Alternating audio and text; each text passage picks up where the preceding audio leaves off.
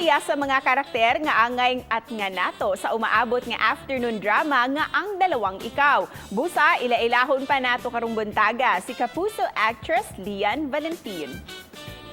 Mayong buntag, Lianne, and welcome back sa GMA Regional TV Live. Yes, hello po. Good morning po sa inyong lahat, mga kapuso. Hello, hello po. Kumusta naman ang morning mo, Lianne? Ano ba yung morning routine mo dyan sa bahay? Yes, so importante po sa akin yung morning routine ko. Siyempre kasi kumbaga start up ko siya sa aking day or araw. So every time na pag morning, syempre hindi mawawala yung coffee. Tapos syempre, kain with the family, breakfast with the family. And also I take time then to motivate myself, encourage myself by doing morning devotions or morning encouragement. Nagjo-journal lang ako, ganyan, para kumbaga motivated ako for the whole day. So ganun lagi yung morning routine ko. Kapag walang trabaho, Lianne, what do you want to do during your free time? Okay, so usually kasi every time na wala akong work, I have school. So, nasa school ako currently. So, yun yung ginagawa ko. Siyempre, gumagawa ng homeworks. Pero, if wala naman din ako masyadong gagawin sa school, and wala ding work, siyempre, me time. So, manood ako movie, ganyan. And siyempre, bonding with the family. Let's talk about your upcoming drama, Ang Dalawang Ikaw. Ano yung naging reaction mo when you found out na isa ka sa magiging cast ng project na ito? Siyempre po, nung tinawagan ako for this project and they told me na I was part of it nga, siyempre I was so happy, full of joy, ganyan. Kasi siyempre, lagi sa akin, it's a blessing, yung work, yung taping, yung show, it's a blessing for me. And I always think of it na talagang, oh, ito na, mag-work na ako, I'm gonna give all talaga na meron ako to make this show, to make my character really great, and talagang maging proud sa akin yung production. And syempre, yung aking family rin, and yung mga makakanood din. Kaya nung nalaman ko na I'm part of it, I was super happy talaga. Napatalon nga ako, sabi ko, yes! Sabi kong ganon. Yan, saya-saya talaga.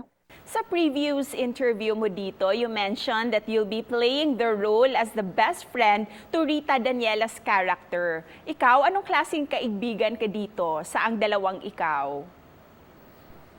Yes, so yun nga, nasabi ko rin po before na I play as the best friend ni Mia, na gagampanan ni Rita Daniela. So si Jo is, she's the kind of friend na talagang will support yung kanyang best friend. Ayan, si Mia, gagawin niya talaga lahat para hindi mapahamak si Mia kahit anong mangyari.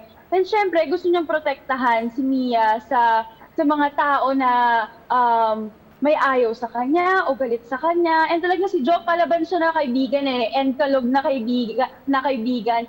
And will make, gagawin niya talaga lahat para mapasaya yung kaibigan niya and hindi niya ma-feel na she's alone, gano'n. In real life naman, what kind of a friend are you, Lianne? Okay, so siguro what kind of a friend ako?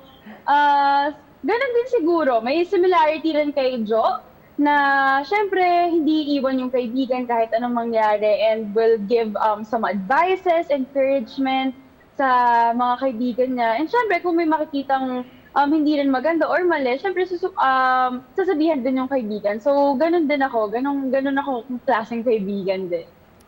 Para sa iyo, Lianne, how important is it to reach out to a friend, lalo na pag may pinagdadaanan? For me kasi, hindi naman, for me, bilang isang kaibigan, and kaibigan din ng mga kaibigan ko, it's important for me na meron kang kasama beside you or a friend. Kung hindi man friends or a friend beside you na will help you and remind you na andito lang ako, na kaya mo yan, ganon. So, importante talaga sa isang buhay na magkaroon ng tao or like somebody to lean on. So, ganon. We're all eager na to watch Ang Dalawang Ikaw. So please invite all our kapuso na abangan nila itong bago mong project. Yes, mga kapuso, malapit na po ang Dalawang Ikaw. Talagang grabe po yung mga pangyayari dito sa teleseryeng ito. Maraming kaabang-abang ng mga eksena sa teleseryeng ito. Kasama ko po dito si Rita Daniela, Ken Chan, Ana Vicente, Dominic Rocco, and yours truly, Lianne Valentin. And marami po talagang ibang mga kasama na grabe lang po yung aabangan nyo dahil grabe po may init ang mga eksena dito. Kaya huwag niyo po kakalimutan na ang Dalawang Ikaw, malapit na po. Once again, congratulations, Lian, at daghang salamat sa'yo.